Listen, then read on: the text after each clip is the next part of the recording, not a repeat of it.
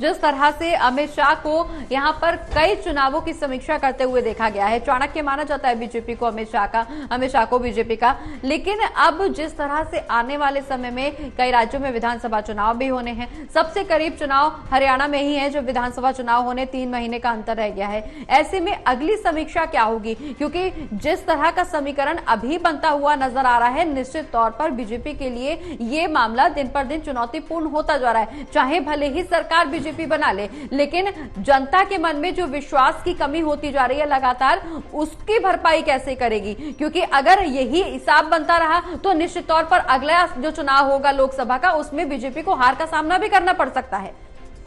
देखिए, आपने बिल्कुल बात कही और मेरे साथी और राजकुमार जी ने बात कही जी। वर्कर की कदर सिर्फ बीजेपी नहीं जी, अब किसी भी पार्टी में कदर नहीं है जी। चाहे वो कांग्रेस हो या समाजवादी हो। समाजवादी का हमने उत्तर प्रदेश में देखा कि एक ही परिवार के 5 लोग एमपी बन के आ रहे हैं। वर्कर कहाँ गया? वर्कर तो कहीं नहीं है ना। है लालू यादव अपनी फैमिली में 2 बेटे, दोनों बेटी, 4 हो गए। हो सकता है अगले 4-5 को और इसमें फील्ड में लाए। वर्कर की कदर कहीं नहीं है। वर्कर की कदर अब बीजेपी को सोचना पड़ेगा। कार्यकर्ताओं का जिक्र कर रहे हैं तो निश्चित तौर पर इस बात को नजरअंदाज नहीं किया जा सकता कि कार्यकर्ताओं की मौजूदगी की वजह से ही पार्टी नेतृत्व आगे नेतृत्व करने लायक बनता है, संगठन मजबूत होता है। क्योंकि कार्यकर्ता जमीनी स्तर पर जनता से जुड़ते हैं। अगर जनता से वो नहीं जुड़ेंगे या जनता से जुड़ने के बावजूद भी जनता को वो रिजल्ट नहीं मिलेगा, तो इसका नुकसान नेतृत्व को कितना होने वाला है, केंद्रीय नेतृत्व को कितना होगा? देखिए, भाजपा ही एक ऐसा दल है, मेरा अपना अंदाज ये कि 1967 में संयुक्त विधायक दल एंटी कांग्रेस पार्टियों का एकजुट होकर और कांग्रेस सरकार गिराने का काम शुरू हुआ था जी। उसके बाद अगले 40-50 साल में रीजनल पार्टीज बढ़ती रही, फैमिली पार्टी बढ़ती रही, चाहे वो ओम प्रकाश चौटाला की पार्टी हो, देवीलाल की हो या मतलब मुलायम सिंह की हो। अब शायद असर इस बात का आ रहा है कि कांग्रेस कितनी ही गिरी पड़ी हो, कुछ हो जी, उसमें कम से कम कांग्रेस संगठन में जो पहले स्थिति होती थी वो स्थिति आती जा रही है। शायद अब बाईपोलर पॉलिटिक्स का जमाना आ रहा है जिसमें बीजेपी वर्सेस कांग्रेस इन 2 पार्टी मेन पार्टी रहेंगी।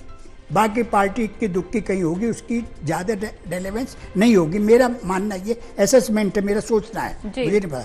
लेकिन बीजेपी के साथ एक ही प्लस पॉइंट है, क्योंकि एक परिवार की पार्टी नहीं है जी, तो वो तो कैडर खड़ा कर सकते हैं। लेकिन ये जो रीजनल पार्टीज है, कांग्रेस भी कैडर खड़ा कर सकती है जी, अगर परिवार से मुक्ति पाए जी। अगर परिवार से मुक्ति नहीं पाएंगे और जबरदस्ती आप लादे रहेंगे कि भाई किसको कहाँ से राज्यसभा का आदमी, अपने कोई चला गया हिमाचल से और कोई चला गया छत्तीसगढ़ से, जिसको बना दिया उसको बना दिया। पहले तय होते थे स्टेट से नाम, फिर सेंटर उस पर मोहर ही लगाता था, सिर्फ नाम स्टेट से तय होते थे कि राज्यसभा में कौन जाएगा, विधानसभा में जिले से नाम जाते थे। आपको स्ट्रक्चर अगर डेमोक्रेसी को जिंदा रखना है जी। हमारी डेमोक्रेसी को अपोजिशन वालों में ने भी कम नुकसान नहीं पहुंचा जी। ईवीएम का नारा लगा के आप वो इलेक्शन कमीशन जो इलेक्शन करा रहा है जी, ये इसके ऊपर मुझे एक बात ये याद आई कि शरद यादव साहब लालू यादव के खिलाफ बिहार से चुनाव लड़े एमपी का जी, और काउंटिंग शुरू होने से पहले वो धरने पर बैठ गए कि साहब धांधलेबाजी हुई है जी। हुआ ये कि 3 घंटे की काउंटिंग में वो इलेक्शन जीतने लगे। वो अपना डेरा वेरा उठा के भाग गए। उस टाइम उन्हें धांधली नहीं दिखाई दी क्योंकि वो जीत रहे थे। ईवीएम का सब लोग मान चुके कि ईवीएम में कोई खराबी नहीं है, ईवीएम का डेमोन्स्ट्रेशन हो चुका। साइंटिस्टों ने कह दिया आप दोष ईवीएम पर दे देंगे, आप डीएम पर दोष दे देंगे।